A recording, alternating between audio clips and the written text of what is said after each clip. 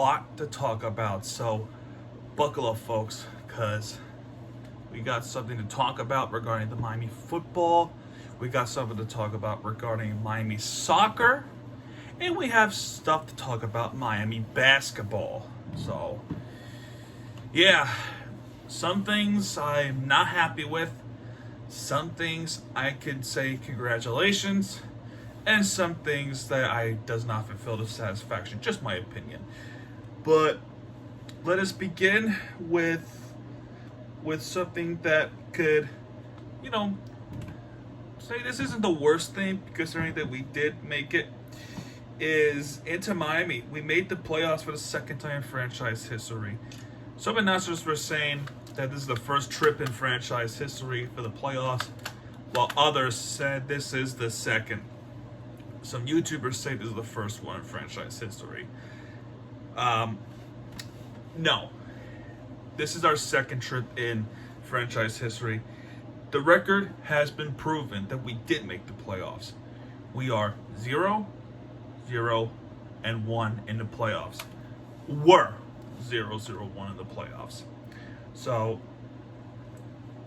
for the 0-0-1, you have to look at 0 wins, 0 draws, and 1 loss. So W, meaning win, D with draw, and L with loss. And now, playoff record is 0-0-2. So, also, how can you draw in the playoffs? In this format, you really can't. You really can't draw in the playoffs anymore. But this is our second trip in franchise history. Gonzalo Higuain's big run towards the playoffs ended in heartbreak. The same identical score as our first playoff trip against Nashville, but this one we were playing against the defending MLS champions, New York City FC. The first half, it looked like it was going to be a clusterfuck of the game, considering that we can't make a goal. It almost happened. One of the goals could have been a goal early on, but Mabika, with that incredible save to get the ball into the back end, it almost was an own goal too. And then it hit the post afterwards, and then that was some crazy shit. However, none of it matters, because in the second half, turnover problems happen again. This time in the playoff game where it mattered most. The passing was not good. They keep going on a counter, and boy, they made us pay big time with Gabriel Pereira scoring the first goal of the game, and then a little bit afterwards it was Maxi Morales with the second goal, and then I'm like, fuck. We almost had a shot of the goal, but then afterwards it did not happen, and Haber put the finishing touches, and we have lost this game 3-0, and because of it, Gonzalo Higuain's career ended in heartbreak in Citi Field of all places. For the Gonzalo Higuain, thank you so much for what you have done for Inter Miami. You have shown courage. You have given us hope. You have given us the spirit to watch this team and root for them. More importantly, we have given us a reason to root for you. Thank you, and you are the Inter Miami legend that we knew and love. And te quiero. Gracias, Higuain.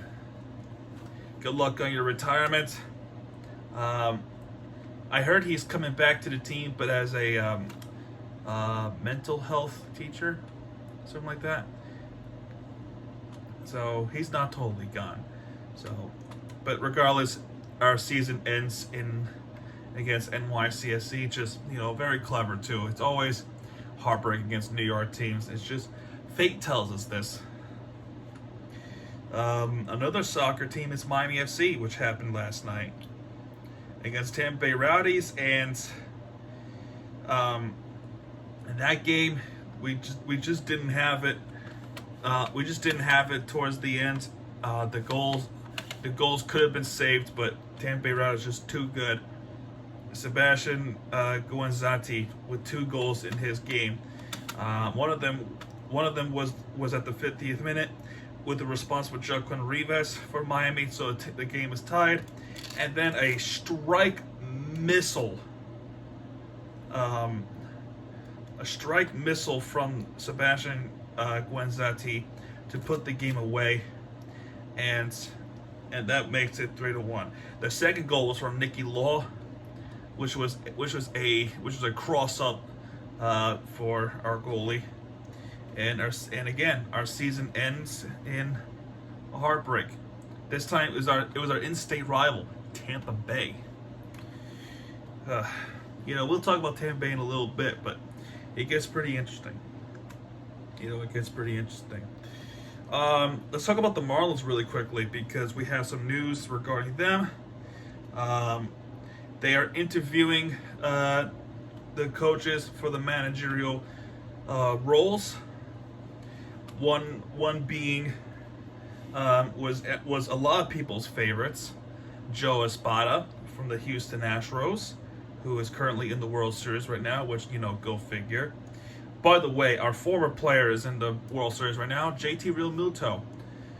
Who would have thought? Next, I am hearing that we also have another managerial candidate, and his name is Skip Shoemaker from the San Diego Padres.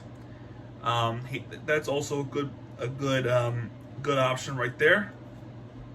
And another one I'm also hearing is they're interviewing is the former Mets manager, current Yankees third base coach, Luis Rojas. If you ask me, no, please no. First off, he was not a good coach. He was not a good manager when he was with the Mets organization. And it's just my opinion, and I hope people will agree with me on this. These New York connections must stop sometime. It's not working. People have had enough. We don't want it anymore. It's not working. It makes no sense. It makes no sense to have a New York-Miami connection towards baseball. It just makes no sense. You have to have that certain culture to make that connection. Like Puerto Rico, it's a great connection to Miami.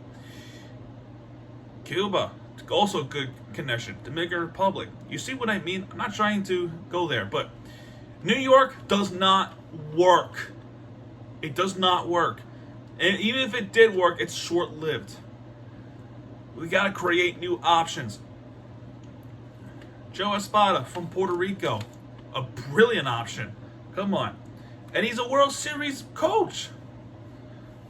I think him or Skip Shoemaker are good options. Personally, my favorite is Joe Espada. Let's go after him to be the manager of the Miami Marlins. Let's talk about the Miami Heat. The season has started. It started off pretty rough, and then we get to the Raptors game, which we did win.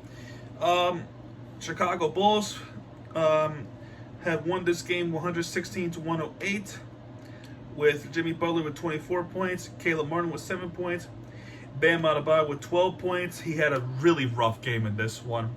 He had so many chances, but he just could not get one into the back. Not the back of the net. It's soccer. Into the hoop. Kyle Lowry with very low 2 points. Tyler Hero with 23 points. Tyler Hero, for first impressions after getting contract extended, he has shown that he could be the leader. He's proving it right now, folks. Dwayne Dedmon with 11 points and Max Struz with 22 points. Look, man. This is the first game. It happens. We're not going to win every game, especially if it's early in the season. We screw up first. We make the adjustments later, and then we shouldn't make that many mistakes later, right? Well, on national television against Boston Celtics, we could barely hold on to the lead. So Jimmy Butler scores 18 points against Boston Celtics. That's who we're playing. The Eastern Conference rematch. most of the time they were talking about how the Boston Celtics made it to the NBA Finals, and they were also referring to Jimmy Butler missing that wide open three after making that big decision that led us into going home from that Game 7 game against Boston.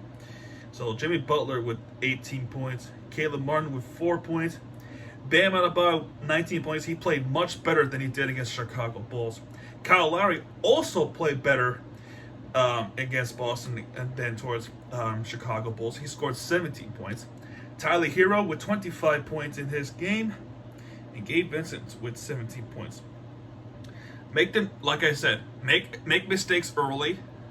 Sometimes it happens, sometimes it doesn't happen, but sometimes we have to live with that reality. Make mistakes first, learn it, adjust, make adjustments for the later time, and then improve. Then you can win a ball game.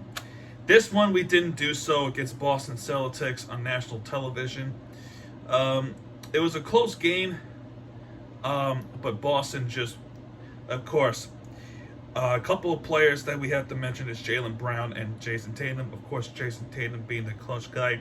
And Jaylen Brown, it seems though as he's invincible on the attack.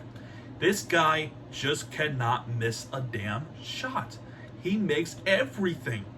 It seems like he makes every single shot for against the Miami Heat, but others he could barely pull it off. But it seems like he's just invincible. Where is that invincibility for our team? I'm just saying. Tyler Hero's the only one in that game that could score more than 20. Bam Adebayo came close, but the free throws just didn't, because we're not cutting it. And then against Toronto, we finally have our first win. With Jimmy Butler scoring 24 points. Caleb Martin with 8 points. We'll talk about him in a moment. Bam Adebayo with 10 points. Kyle Lowry with 17 points against his former team. And Tyler Hero with 14 points. And then Max Strus scoring 20. The Strusinator. In this game, we had a 24-point lead at the least. 24 points. And in the second half, especially in the third quarter, we looked like we were about to have that typical Heat collapse late in the game. That is frustrating as a Heat fan, as well as everybody else who watches this basketball team. You would think after a season ago where that kept happening, we had a good lead and we almost blew it. Not all the time, but we almost blew it because there were a couple of times where we did blow it. Minnesota Timberwolves, New York Knicks, Golden State Warriors. I mean, I guess the Knicks of all teams, that was an unacceptable loss, if you ask me. Especially since that week, that particular week, we had a really rough stretch where we have, we lost against the Warriors that week. That was obvious. I forgot who we lost prior to the Golden State Warriors because that was a game where Jimmy Butler and Udonis Haslem had that beef, like they were fighting with each other. So I forgot who else we lost to in that same week. But it was rough. It was rough. Okay. In this game, we have won the game 112-109 after almost blowing it again. This cannot happen, honestly. This kept happening last season. We cannot have the same stress this season. So, yeah. So, in this game, before we go into a different topic, we had a situation. And if you know what I'm talking about, I don't need much explaining. So, one of the guys from the Toronto Raptors was trying to make a play, and then he fell on his back. Caleb Martin was standing over him, making some choice of words, and then those two went at it. They went at it. They fought. They were beating the crap out of each other. Caleb Martin slammed the guy on the ground like a wrestling move. It was pretty. I don't know what you call it though. Fights and temper flares does happen. Unfortunately, that's just human nature. But with the Miami Heat, we really don't see that often. That last time that actually happened, right? That was like maybe years ago, with might have been Jimmy Butler and TJ. Was it TJ Warren for the Indiana Pacers? It was somebody from the Pacers. He ended up getting tossed in the game, Warren. But in this game, it was Caleb Morgan getting tossed. So he's suspended for this game, as well as Nikola Jovic, who has also been suspended from the game for leaving the bench. I guess he was also part of that scrum that happened with Caleb Martin and the other guy. I don't remember the other guy's name, but it was funny. It was pretty. I don't know what you call it. I'll let you know who was in that scrum next week, because I just forgot who it was. So, but anyway, next we talk about football. Let's talk about the Hurricanes real quick, because this is not good, folks. The turnovers are a big problem. We have lost 45-21 against Duke, of all teams. Things were going well in the first quarter, and then things collapsed in the second quarter very quickly. This quarterback, Riley Leonard, he is good. Tyler Van Dyke is not good. Let's just say. Colby Young, 7-yard pass with Tyler Van Dyke, 7-0 Miami. Second quarter, it's been all Duke, with 17-7 to the end of halftime.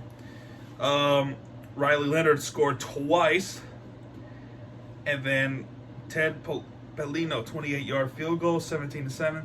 2 touchdowns scored for Miami, and then things have went downhill. Colby Young with the 71-yard pass from Jake Garcia. By the way, Jake Garcia came in to sub in for Tyler Van Dyke, not just because he sucked, but he got hurt. So we're praying for a speedy recovery. But 71-yard pass from Jake Garcia, 17-14, and then we took the lead afterwards after a fumble. Will Mallory, I can't pronounce his name. A tight end, 40-yard pass. 21-17. These are pretty good. And then 18 plays in, the defense collapsed big time. 18 plays in that particular drive. And Nicky Damolin with 2-yard pass from Riley Leonard, 24-21 Duke. Then in the fourth quarter, yeah, it's ugly. Riley Leonard, 11-yard pass. Not pass, but 11-yard run. 31-21. And then we fumbled the ball and we gave it back to Duke. And then Jordan Waters, 38-21. And then the next was a pick six. Brandon Johnson, 21-yard interception return, a pick six. And that's all she wrote. Cristobal was very criticized for the fan base and to his own players, saying if you don't have heart, go play somewhere else. Understand, this does not happen over time. Yes, I'm frustrated just like you are. But remember, folks, this is most of the roster is Manny Diaz's roster. It's not his people. A lot of recruitments over this past offseason are Cristobal's roster. Give it time. Give it another year. The time will come. I thought we would have had a pretty good season, but the way that this is going on, I understand the frustration. I do. Believe me, I'm a football freak. I know it. But sometimes waiting could be good. Good things happen for those who wait, is the saying. So, yes, we're going to have a tough stretch. However, it will not last. You know the saying from Scott Hall? Bad times don't last, but bad guys do. Bad guys in front of us is our next opponent.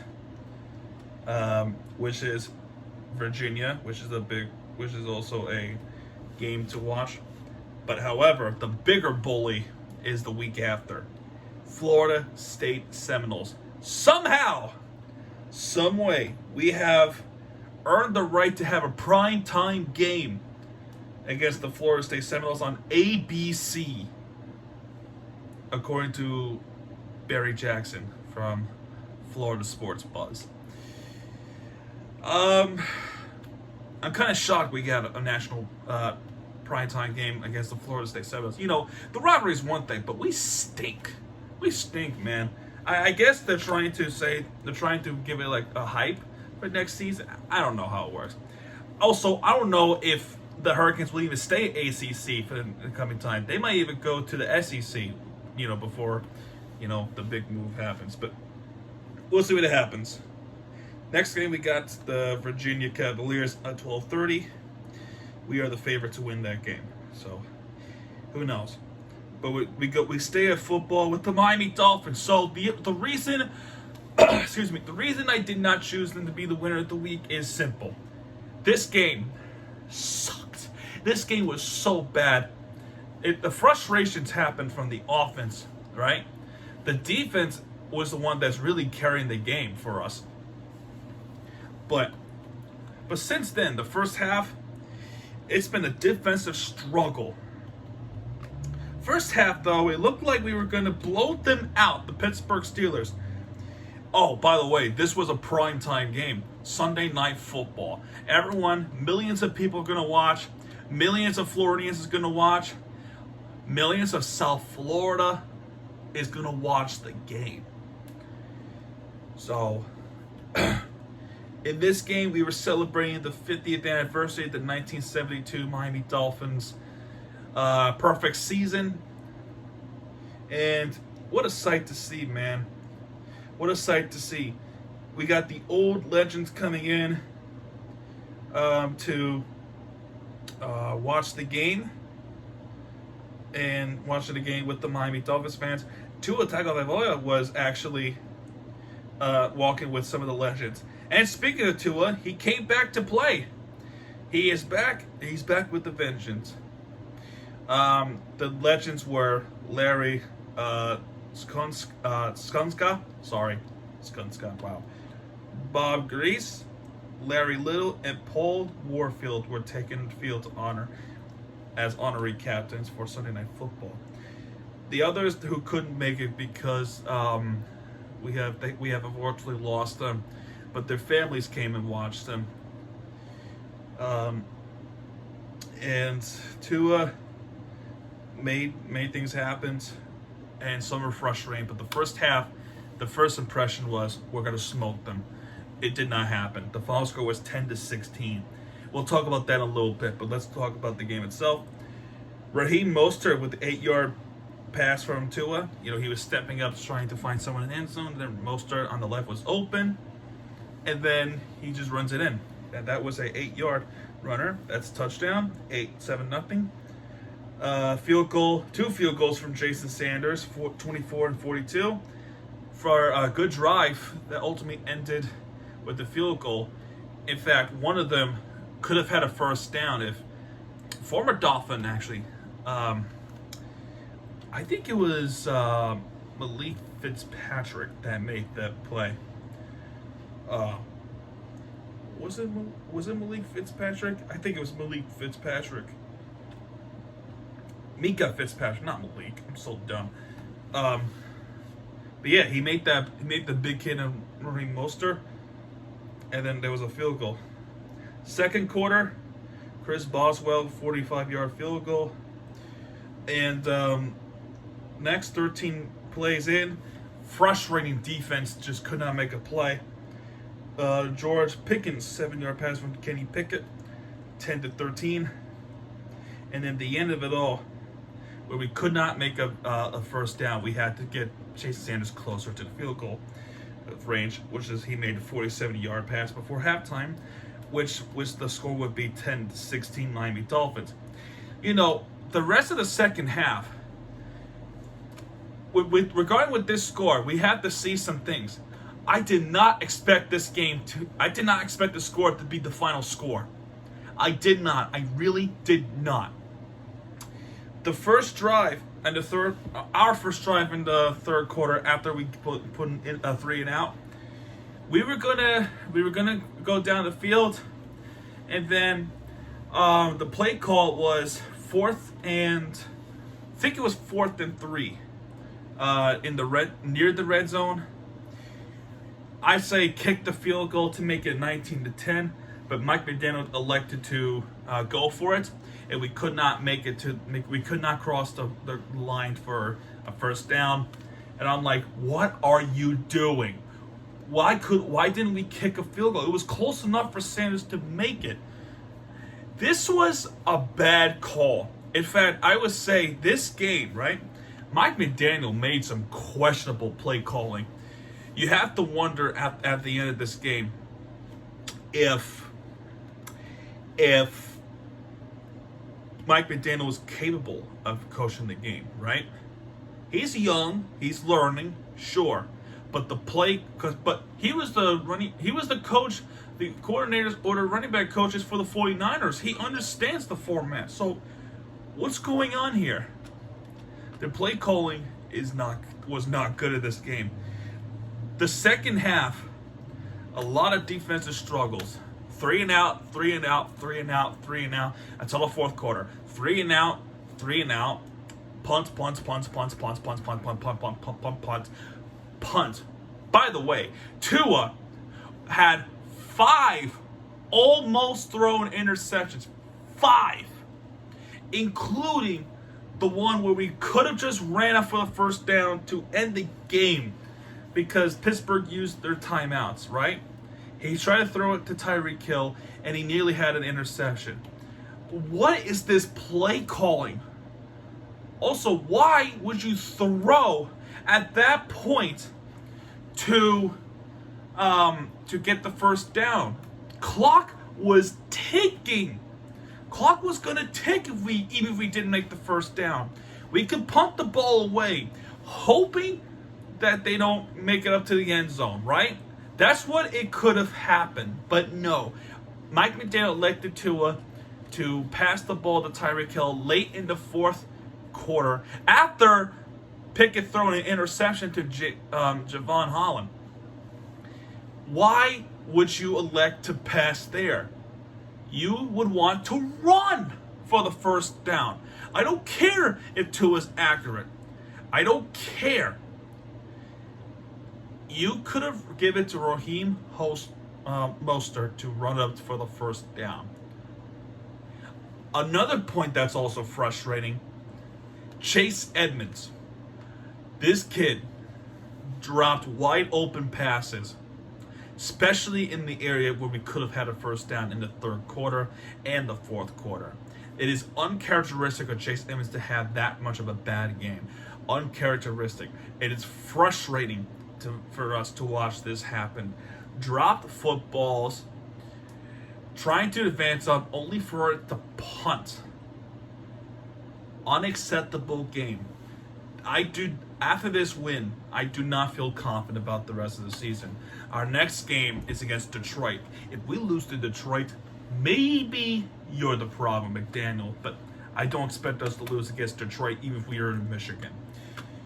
But you're not going to believe who actually won us the game, right? It's the defender that people complain about the most. It was Noah. It was Noah who made the interception at the end zone. That tiptoe at the end zone, a good interception, right? That was a really good interception that made the highlights of the night, right? Our worst defender made the game called bowl game. Noah called game. We had 3 interceptions in this game, while Pittsburgh had 5 dropped interceptions. And think about it. Xavier Howard doesn't have any interceptions, right? Because they don't want to throw to Xavier Howard. That's the one thing, right? Before this game happened, we had just 1 interception. And that was the game that I went to against the New England Patriots. And guess who it was? Javon Holland. Javon Holland made that interception. First, it was Justin Bethel. Next was Javon Holland, and the guy who won us the game, Noah Ekbean Hojin. I can't pronounce the name correctly, so I apologize. But yeah, who would have thought that 10-16 would be the final score for the Miami Dolphins? This was a shit show. This was bad. And also it got boring at some point. The defensive struggles shouldn't scare us like that, especially against a team like Pittsburgh Steelers. I don't care if they beat the Tampa Bay Buccaneers. Bottom line is, we had a good opportunity. Let's not waste it. But thankfully, the Dolphins won the game on prime time against the Pittsburgh Steelers. We haven't really won games on NBC on Sunday night. I don't even think we ever won at all on Sunday night. When it went to NBC, this might be the first one. Also, speaking of wins, this is the Miami Dolphins' 500th win in franchise history. 500th win in franchise history. That is incredible. An incredible achievement in franchise history. 480 regular season wins, 20 playoff wins, and 2 of them including the Super Bowls. So 480 plus 20, you add them up together, 500 wins in franchise history with just one draw. That is incredible. That is an incredible achievement, and we're going to continue to win 500 more games, depending if I'm alive. So, congratulations to Miami Dolphins for that. And we have snapped a 3-game losing streak. So, no more excuses from now on. We got Detroit next, Cleveland, Chicago, actually, and then Cleveland. Then we get up to the bye week. And then we played the Texans, I believe. Yeah, so we go to Detroit, we go to Chicago, then we play against the Browns. Then we go on the bye week, and we have played against the Texans. Then the schedule gets tougher from there, because we got the West Coast games, and then we got the divisional games along with the Green Bay Packers, who are struggling right now. So we'll see what happens at the end of the season. If they can continue to be healthy, which there has been a big injury bug to have with the Miami Dolphins, then maybe we have a shot to slightly make the playoffs.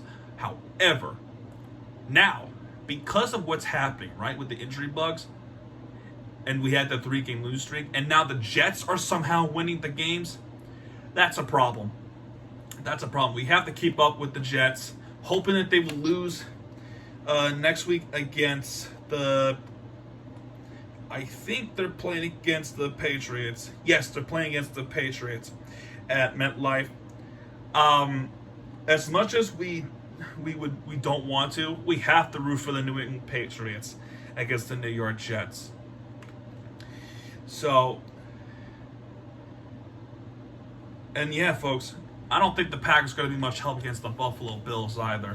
So, we have to chase the Jets of all teams. We haven't done that since 2015. That's a long time ago. 7 years ago, man, mind you.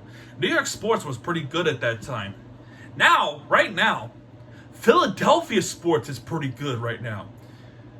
Like, the Union team is Supporter Shields. They're one win away of making the MLS Cup.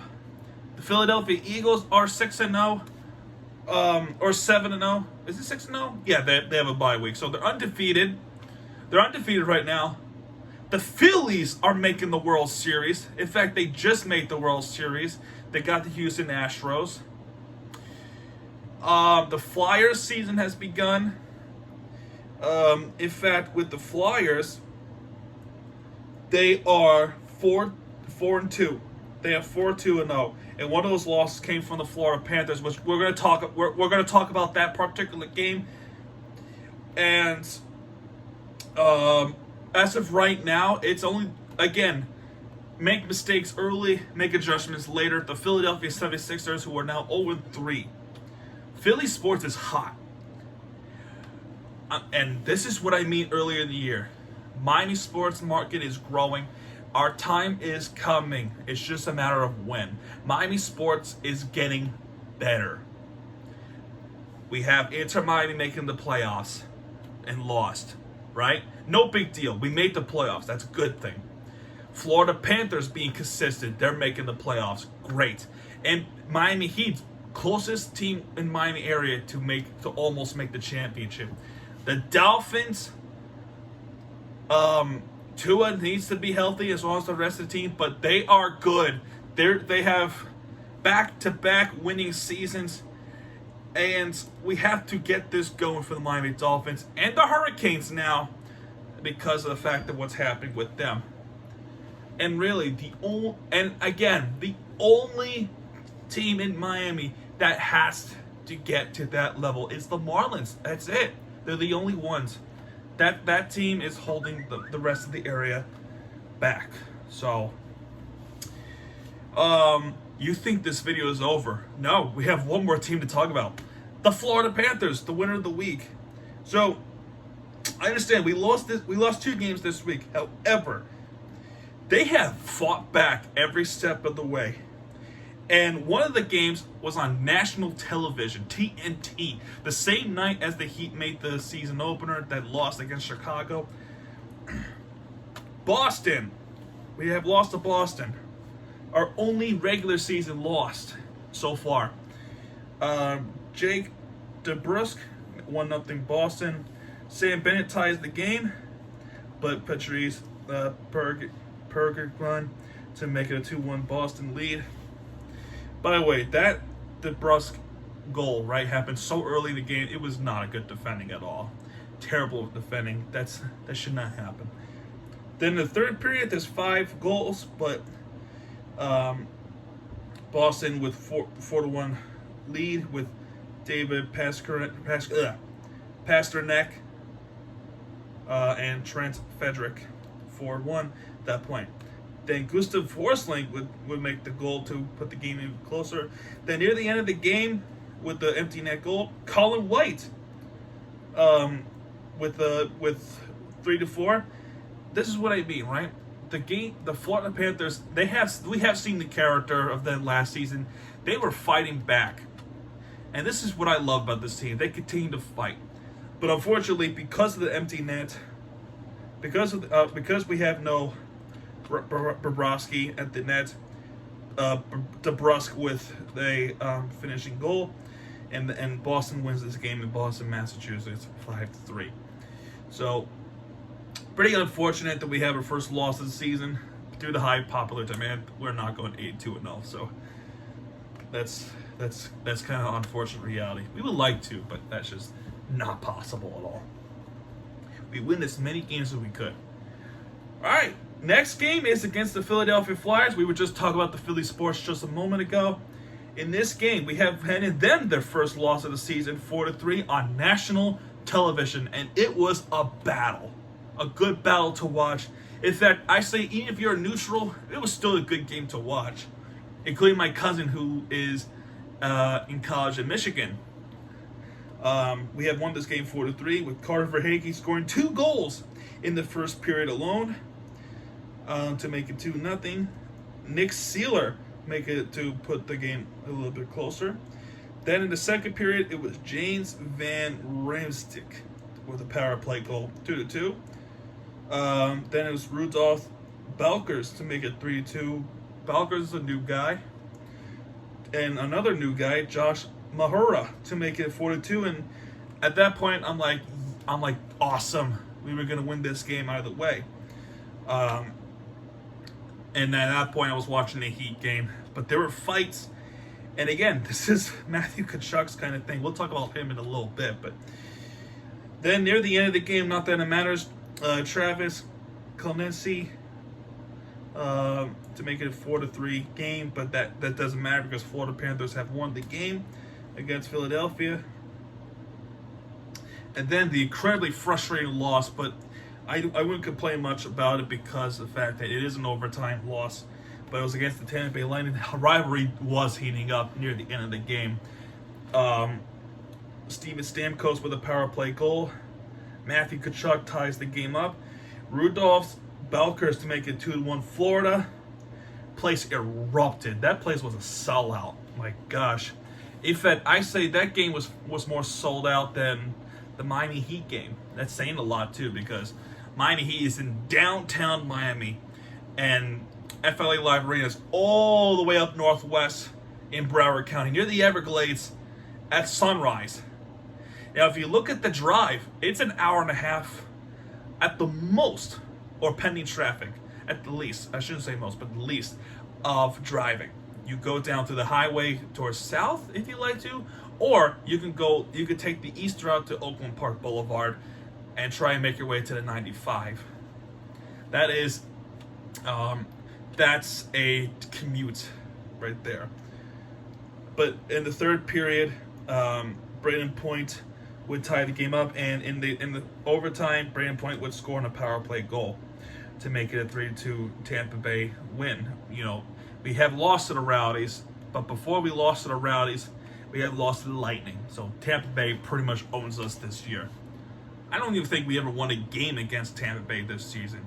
Or actually, not true.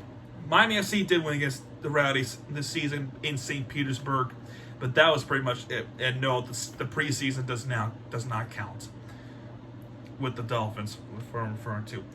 In this game, though, right, we do get the point. Barkov got hurt by a Kucherov shove that ultimately hurt Barkov's shoulder.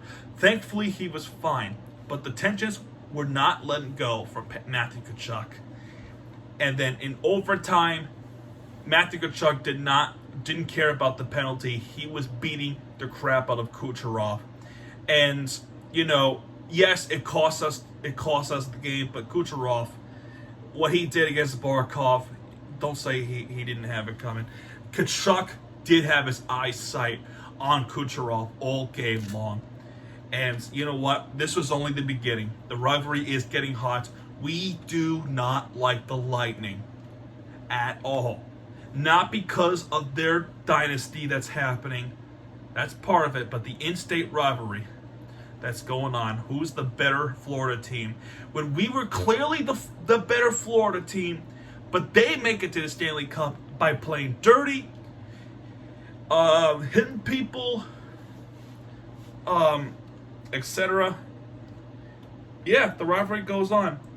Matthew Tkachuk made things personal against Kucherov after he made things personal with Barkov. So, and then, by the way, that game was on ESPN Plus Hockey Night, so I guess you could also say that is also a primetime game, because that's the same night as the Miami Heat was on national television on ESPN. And finally, we go play against the New York Islanders when they visited us in Sunrise, Florida. We have taken the lead very quickly with Anton Lundell, 1-0 Florida, and then Lucien to make a 2-0 game. Then in the second period, Anders Lee with a power play goal. Third period, Ryan Lomberg, his first goal of the season, 3-1 Florida, and then Anders Lee with another power play goal to make it 3-2 Florida, and that is all she wrote. It was a tough battle at the end. I thought they were going to score because they keep committing penalties and they keep having those power plays. Islanders seem to have the team that does not work well on 5-on-5 like the Florida Panthers do. And that's the opposite of the power play that Florida Panthers had. This week alone, we did not have any power play goals at all. We are struggling on the power play goal. The only power play goal we had is against Buffalo. That is not good. The team that we were really good at last season was really dropped it to its point. We have to get better at power play goal, because if we don't, it's going to be a long season and butt-clenching season for us. The wins are not as flashy as they were last season. Let's be real. There were a lot of blowouts against them last season when we were playing really good teams, and we still beat the crap out of them. Not all the time, but you just have to wonder. Look, Paul Maurice, don't criticize Paul Maurice yet. We have an injury report with Aaron Ekblad, who's going to be out for at least 10 games. So that's roughly around the same time frame, almost, with Anthony Duclair. Maybe things will get more flashy when Anthony Duclair comes back in January. Don't forget about Anthony Duclair. There was an injury in this game for the New York Islanders. It was actually, you know, I'll just say it, blood coming out of his nose. It was pretty ugh.